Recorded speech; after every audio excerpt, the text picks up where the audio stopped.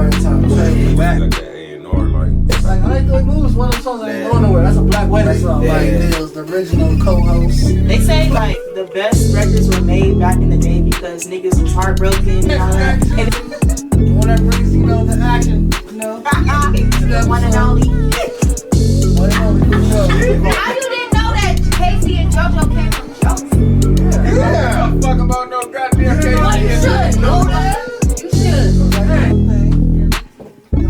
I'll be gone for a minute, but.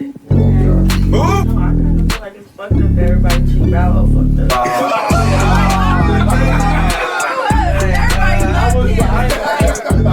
Everybody loved him, bro. Now everybody like, what?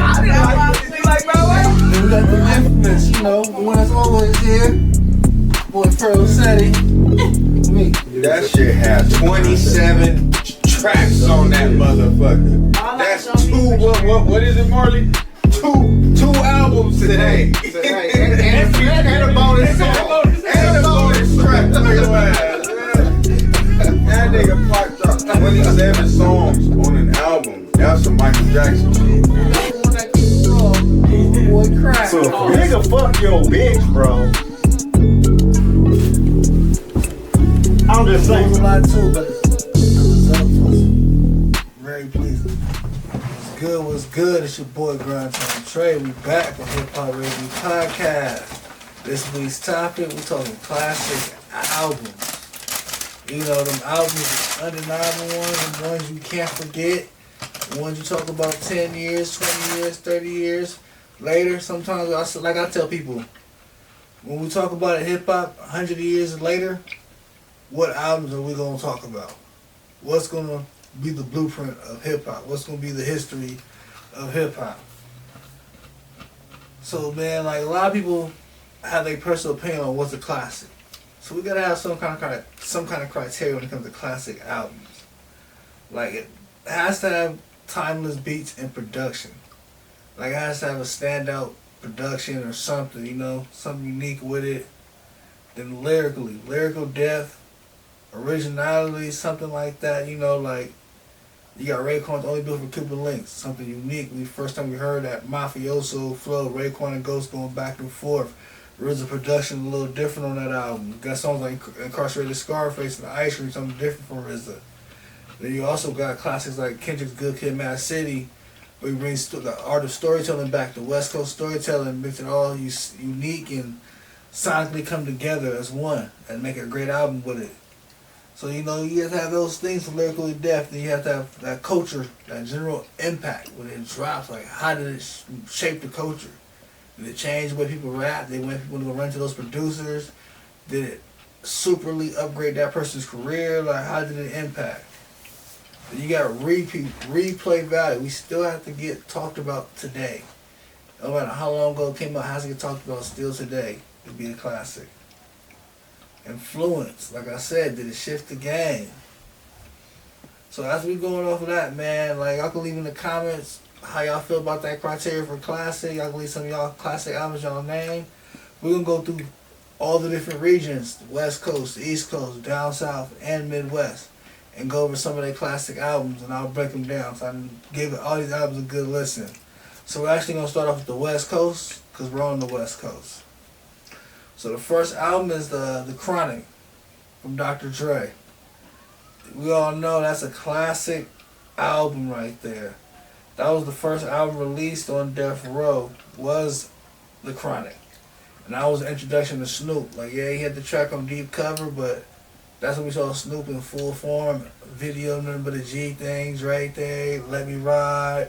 We got to hear Corrupt for the first time. Daz, hear Nate Dogg. Like, a lot of stars were made on the Chronic. And it really impacted West Coast music on a level. Like, we had NWA and stuff on Ruthless before that. And you even had artists in the Bay, like Too Short, E40, Spice One before that. But when the Chronic came out, it put a different light on Southern California, all over the world, the industry. Like, I think you go on YouTube, see way back, white kids in Arkansas listening to the Chronic back in '92, wearing red rags and stuff, calling themselves Bloods, listening to the Chronic. Like, it was that impactful when it came out. Then the next one on the list is Doggy Style from Snoop. And I'm glad that's next because I feel like the Chronic birthed Doggy Style. That was Snoop's solo album, another classic. Had singles like What's My Name, Gin and Juice. And a lot of production from Dad, really releasing his fucking Dad, that's Dog Pound. You know, Ain't No Fun. That's like a culture classic right there, Ain't No Fun. Like I said, I'm hearing Nate Dogg again, so it's like the bounce off of the Chronic was Doggy Style. And I bought another one on Death Row Records. Then you got Pac's Eyes on Me, another West Coast classic. And this one's a unique one too, because this is Pac fresh out of jail, coming to Death Row, working with Death Row artists like Snoop, Dog Pound, production from Dre, Quick. Man, we worked with Miss Chalet, Danny Boy on that album. Like, he used the whole Death Row camp to create All Eyes on Me. And it became a multi-platinum album, Diamond now. By that time, multi-platinum before death, All Eyes on Me. And a lot of hit songs on there from Two America's Most Wanted, All About You, California Love, Man, I Ain't Mad at You, Ambition as a Rider. There's so many other songs to name on there. Man, one of my personal favorites is Hearts of Man, produced by DJ Quick. So the next one is Ice Cube's Death Certificate. Man, that's a West Coast classic right there. I was just talking on the phone with somebody about Ice Cube now. His pen is underrated. Actually, one of those credible West Coast lyricists, credible storyteller, credible songwriter for making hit records. And that Death Street album was classic. I'm not sure if that or America's Most Wanted, where he performed at the Apollo in New York. And he's one of the first West Coast artists the Apollo went crazy for. Like they said, the drug dealers was throwing money at him on stage. That's how much he rocked the Apollo. That's when he cut the Jerry curl, had the bald head. Then you got NWA, Straight Outta Compton, another classic album that really impacted the industry and like really groundbreaking West Coast reality rap music. Hit songs like Fuck the Police, Straight Outta Compton, Dope Man, 8 Ball, like seeing Eazy-E, man, like the whole image of Eazy-E spotlighted the West Coast at that time, like very, very impactful, man, Straight Outta Compton. Then you even got a more up-to-date one like Kendrick Lamar, Good Kid, Mad City, we talked about earlier. Another West Coast classic that, you know, had great storytelling, great songs, hit records, great production. Like, it checked all the boxes. One of my, I know it's for sure in my top 10 hip-hop albums all time. Like, it's a classic body of work. Shout out to Kendrick on that one, man. Still out there doing this thing. Then you also got The Game's documentary is a classic too. That's Game's debut album. Had big songs like This Is How We Do It, Hate It or Love It, West Side Story, Dream. Produced by Kanye. Like, it showed Game, his lyrical ability, had good songs. You know, 50 helped structure some good songs together for that album. But it's a classic album altogether. And you got DJ Quick, Quick Is My Name. Classic right there, DJ Quick's first album, man. Not my favorite Quick album, but it's probably like my number 4th. Quick has a good catalog of music, but my favorite song Quick Is My Name is Sweet Black Pussy. A song I used to get in trouble for trying to rap that song. That's one song you had to sneak listen to when you was a kid. You get in trouble rapping DJ Quick lyrics like this, man. You know, DJ Quick was a wild one, man. Good, man. And the thing about DJ Quick, he produced all his own records, wrote all his own raps, and could really rap too. I listen to DJ Quick today. Like, this nigga really, DJ Quick was actually snapping on a lot of these records, like actually getting off, like had bars. Like, look, he had some punchlines and everything, man. But you know, that's some of our West Coast classics. I'm gonna mention some honorable mentions, man. That's not labeled here. Too Short's Getting Where I Fit In. That's another West Coast classic. Has songs like I'm a Player, Blowjob Betty, Just Another Day, Money in the Ghetto. Some of Too Short's biggest hits right there on that album. That's another West Coast classic. He also had E40 in a Major Way. That's one of E40's groundbreaking albums that kind of broke him into the industry more from the underground scene. But man, anybody got any other classic albums I forgot or you want to mention after you think it's a classic, leave it in the comments. But that wraps it up for our West Coast classic part. Alright, so let's get into these East Coast albums, man. The first one on the list, one of my favorites, Nas, Illmatic. Classic right there. 1994. Year to change the way we rap when Nas dropped Illmatic. Came with that drug dealer flow, pitch writing. When they said, man, get my words together on this one. When they say your words paint a picture, this album's a perfect example. And at that time, they never heard nothing like that. It's one of a kind. Something they say that's gonna go down in an art museum one day. Nas, Illmatic. Then you got Biggie's Ready to Die the same year. Another one that changed the game the way we rap. They said them two saved New York hip hop when they came out in '94. Illmatic and Ready to Die. Man, classics like One More Chance, Juicy, Bad Boy Records, man. That was like the takeoff for Bad Boy right there. They had Craig Max out before that. But when Ready to Die came out, it was something else. Then you got Jay-Z's Reasonable Doubt. Classic for sure. Underrated when it first came out, but it got him to deal at Def Jam. I think they went gold independently when other artists couldn't even go gold. So you can say it did pretty good. But that's another album Words paint a picture. He painted that drug dealer lifestyle, the flashy side of it, with the consequences of it at the same time. Very vivid and clear. And like, if you come from that life, you really got it. If you didn't, you saw what that life was about by listening to Reasonable Doubt. Man, you got songs like Can I Live, The Eagles, Cashmere Thoughts, Feeling It, Ain't No Nigga. That's a great album. Brooklyn's Finest featuring Biggie. Man, classic right there for sure. Show in my top 10 albums. You got Wu-Tang Clan, Enter the 36 Chambers. Classic for sure. You know, 9 members in the group. Hot songs like Cream, Protect Your Neck. Man, classic for sure, man. Shout out to the Wu-Tang Clan. One of my favorite from Wu-Tang Clan it was Raekwon for the longest. This year it changed to Ghostface. So yeah, it's official. Ghostface Killah is my new favorite member of Wu-Tang Clan. Man, but shout out to the whole clan. 36 Chambers album, great classic project right there.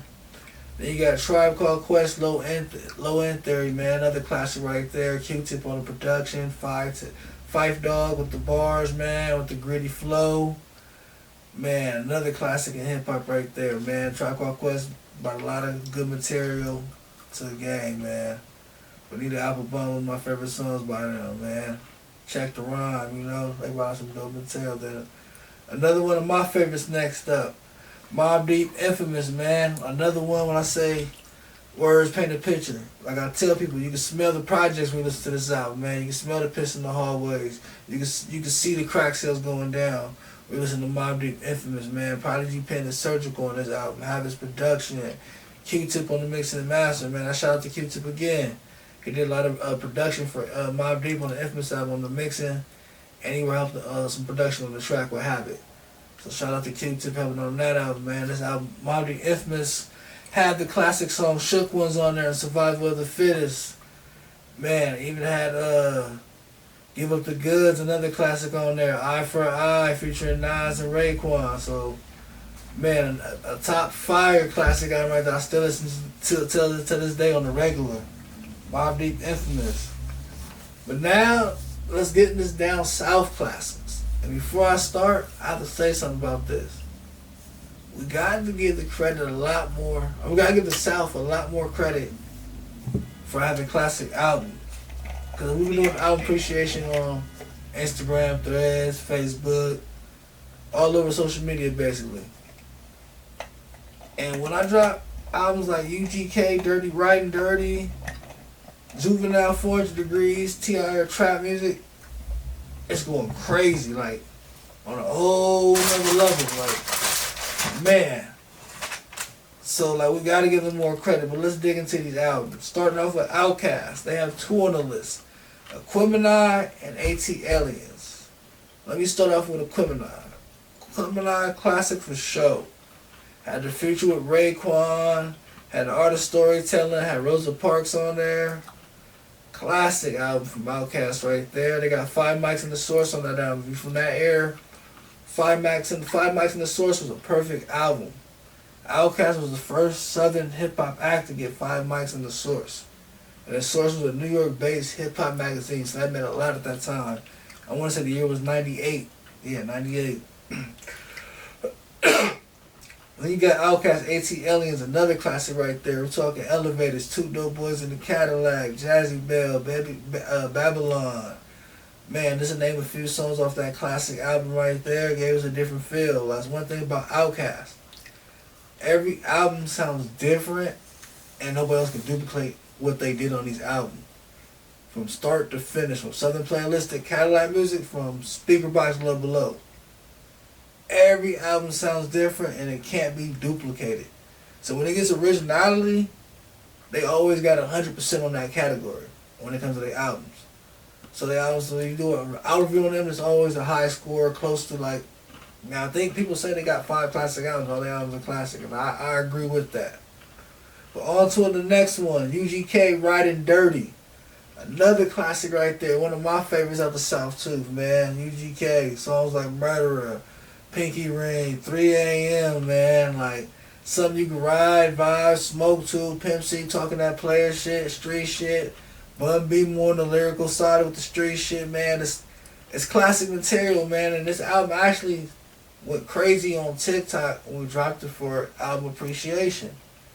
Like, people are telling their stories, going back when they first heard it. People talking about they still listening to it. So if you see album appreciation on social media, please comment, leave your stories, drop your favorite song. If you don't like it, hey, come debate it. Say why is it getting appreciated? We read the comments, we respond, man. Check it out, man. We like to have that dialogue with whoever out there, you know? Get that conversation going about this great thing we call hip-hop. But next on the list is Scarface The Fix, another classic out of Houston, Texas, man. I want to say this is the second album Scarface did on Def Jam. Classic right here. Has songs like My Block. We all know that one right there. Guess Who's Back featuring Jay-Z and Benny Siegel. Had a classic, I think it was Favorite for a Favor with Nas. Man, classic album right here, man. I still slap this one to this day too. Next one, Juvenile, 400 Degrees. This is a groundbreaking classic Southern album. Broke the door for Cash Money Records when he dropped Hot, man. I remember seeing the video as a kid on BET. Dope, never seen nothing like that. He's looking regular, looking, you know, in the project, the white Benz. My brother went out and bought the album after he saw the video, and it was a dope album. Had Back That Ass Up on there, classic song. Man, the song 400 Degrees, still one of my favorite Juvenile songs to this day. Juvenile's an artist I feel like deserves more credit in the South for the work he put in. Like, he has a good catalog of albums, breakthrough songs, got songs that still get radio play today, club play. Man, Rodeo, Slow Motion. She get it from her mama, like he got club bangers.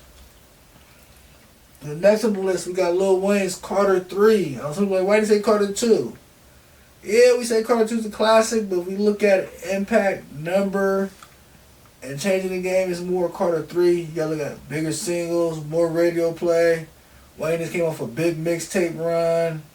It impacted his career. It kind of birthed Young Money, the label Young Money, through the Carter 3 album. So yeah, Carter 3 was a very classic, impactful album for the South also. Some ones I could also mention on here is probably Future's Dirty Sprite 2. Getting more common today. I feel like that's a Dirty South classic. Less than 10 years old, but it shifted the culture, changed Future's status in the game. Change the way other artists make music, change their subject matter, so we can label that one as a classic out the South also.